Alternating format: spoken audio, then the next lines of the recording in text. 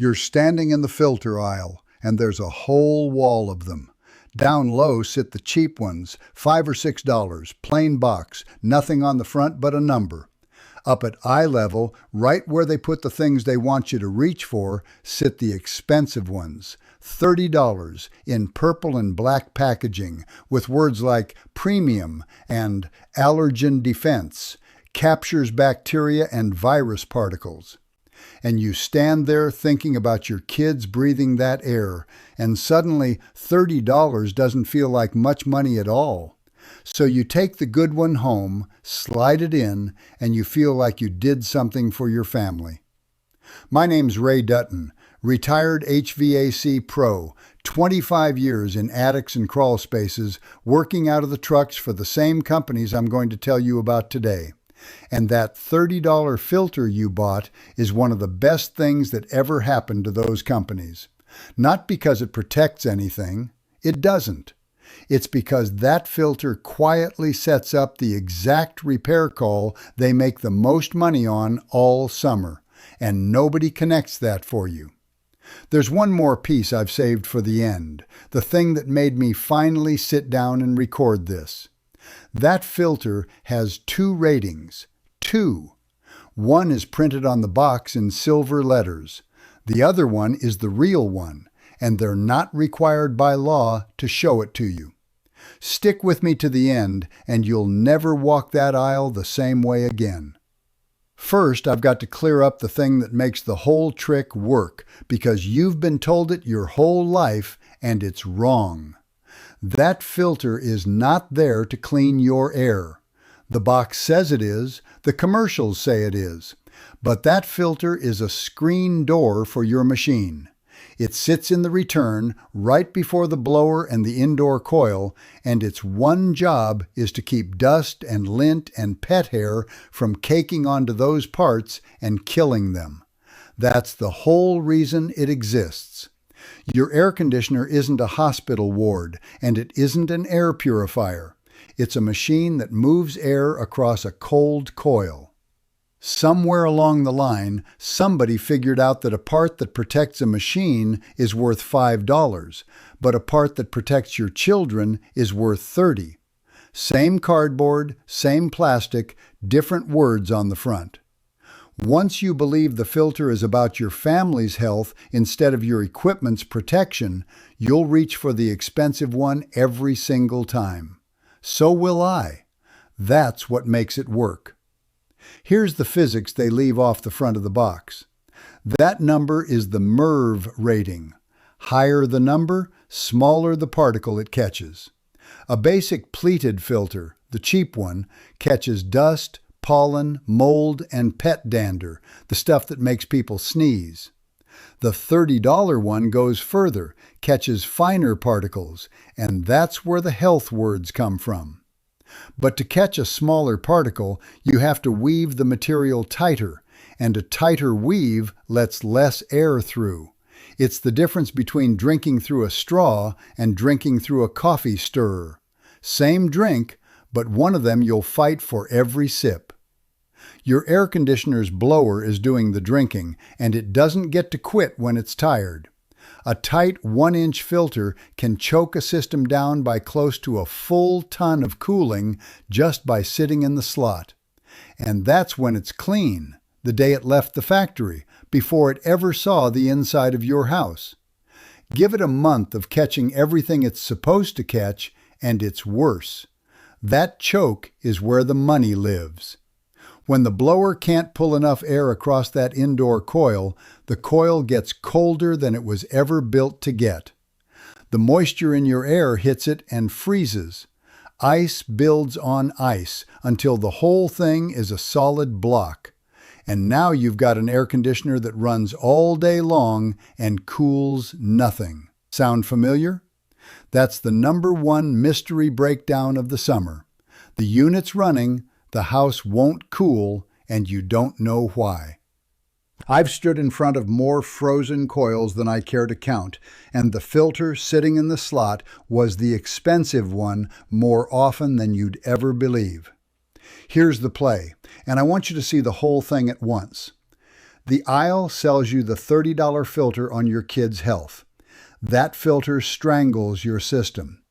3 weeks later, on the hottest Saturday of the year, you make the call. The company sends a man out, $75 to $200, just to knock on your door, and he finds a frozen coil. He does not tell you the filter did it. Why would he? He shuts the system down to thaw it, maybe sells you a cleaning, maybe sells you a tune-up so it won't happen again, and books the next call. Not every company works that way, and not every tech even knows the filter's the cause. But follow the money. Nobody in that chain gets paid for telling you the $30 box in your hallway was the problem. The filter that was supposed to protect your family bought somebody a service call. It doesn't stop at the coil. That blower motor, fighting all that resistance day after day, runs hot, and heat is what kills a motor. A motor that should have lasted 15 years dies in 5, and now you're looking at a repair that runs $500 on the low end and better than $2,000 on the high end, depending on the kind of motor you've got. And here's the cruel part. The expensive variable speed motors, the ones on the nicer systems, suffer the worst because they're built to sense resistance and push harder to get through it. They'll hold your airflow steady and cook themselves doing it. The fancier your system, the more that $30 filter can cost you when it finally catches up. Before I give you the last piece, I'm going to argue against myself for a minute because you deserve the whole truth, not just the half that makes a better video. The expensive filter isn't always the wrong buy. If your system has a real media cabinet, the deep kind that takes a 4 or 5 inch filter, a high-rated filter in there is the right call. All that extra folded material spreads the air out over a much bigger surface. The resistance drops way down, and one filter lasts you 6 months to a year. That's not a scam, that's good engineering. If you've got that cabinet, use it. And if what you want is cleaner air for allergies or asthma or smoke season, buy a standalone air cleaner and set it in the bedroom where you sleep. A $150 unit will do more for the air you breathe than any filter in your air conditioner ever will, and it won't cost your compressor a thing. The problem was never the good filter. It's the good filter jammed into a 1-inch slot in a system that can't breathe through it. Here's the last piece, the one I promised you.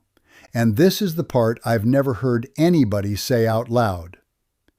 Ask yourself how a filter thin enough to slide into a 1-inch slot manages to earn that high rating at all.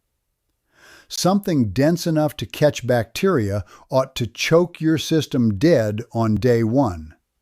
It doesn't because they've got a trick. In manufacturing, they run the plastic fibers past a high voltage charge, and it stays baked into the material. The weave doesn't have to be tight because it isn't stopping those tiny particles by blocking them. It's grabbing them with static, the same way a balloon grabs a kid's hair. Loose weave, high rating, air still moves. It's a clever piece of work, and everybody in the business knows about it. Here's what they don't put on the box. That charge doesn't last. Ordinary stuff floating around a lived-in house, cooking grease in the air, smoke off a candle, dust, moisture. It coats those fibers and bleeds the charge right off them. Once the charge is gone, all you've got left is that loose, open weave doing the work of a much cheaper filter. And here's the part that got me, the part that makes it perfect. When that charge fades, nothing changes that you can see. The pressure across the filter stays the same. No sound, no smell, no warning. It looks brand new sitting in the slot. You can't see it, you can't feel it, and you can't measure it standing in your hallway. It quietly stops being the filter you paid for, and the box never mentions the number it drops to. And now the piece that turns physics into a story about your money. The people who write the filter test have known about this fade for years, so they wrote a second test for it. You strip the static charge off first, then you measure what the filter catches for the rest of its life. That honest number has a name.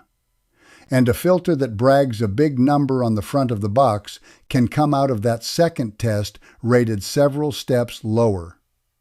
So here's the question that ought to bother you. If there's an honest number, why isn't it on the box? Because that second test is optional. Nobody's required to run it, and nobody's required to print it. They run the test that gives the big pretty number, put that on the front in silver, and the number you'd want to know never gets mentioned to you. I'll be fair because I always am with you. The filter companies have an answer to this, and they're not completely wrong. They'll tell you that stripping the whole charge in a lab is harsher than real life, that in your house the charge fades but doesn't vanish overnight, and that a fading filter still beats a plain one for a while. There's real data behind that, and I won't pretend there isn't. But look at what nobody in that fight argues about. Nobody argues the charge doesn't fade. Nobody argues the number on that box is anything other than the brand new day one number measured before it ever saw the inside of your house. And nobody argues that an honest number exists and you're never shown it. That's the whole thing right there. You're paying a premium on day one for a performance that starts walking out the door the moment you install it. Here's what to do, and it costs you about 4 minutes and a trip to the hardware store. Go find your air handler, the big indoor box, and look for the sticker on it, or dig out the manual. Somewhere on there, the folks who built it tell you what that system was designed to breathe through. Most home systems want a modest filter in a 1-inch slot, and if yours says so, believe the machine over the packaging every time. Then go buy the basic pleated filter, a few dollars, comes in a 3-pack, any hardware store in the country. Step up one notch only if you've got shedding dogs or real allergies, and if you do, keep a closer eye on it. Change it every 90 days when you're running the AC hard, and put it in your phone, because when I remember is not a schedule. The arrow on the frame points the way the air flows, in toward the unit. And walk right past the aisle where the boxes have health words on them, because a high-rated filter crammed into a 1-inch slot is the exact thing this whole video is about. If you want that heavy-duty filtration, don't buy your way there 1 inch at a time. Get a real media cabinet quoted, a couple hundred to 500 installed, and then the expensive filter finally earns its keep.